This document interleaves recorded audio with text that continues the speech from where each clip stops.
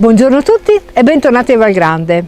Oggi sono qui in questo mare verde. Ho voluto concedermi questo attimo di relax per una passeggiata e per osservare i colori di questa tavolozza naturale.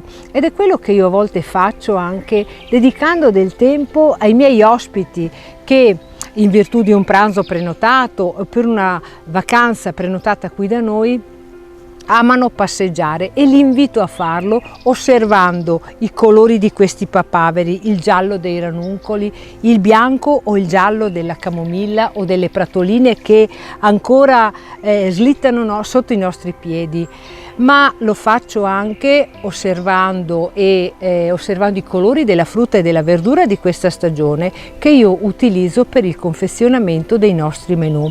Infatti in questo fine settimana io utilizzo, come ho utilizzato nei fine settimana precedenti, tantissimo le erbe aromatiche, ma anche le zucchine, che sono la prerogativa di questo periodo, o le ultime fragole, o i primi frutti che sono le albicocche o le prime ciliegie.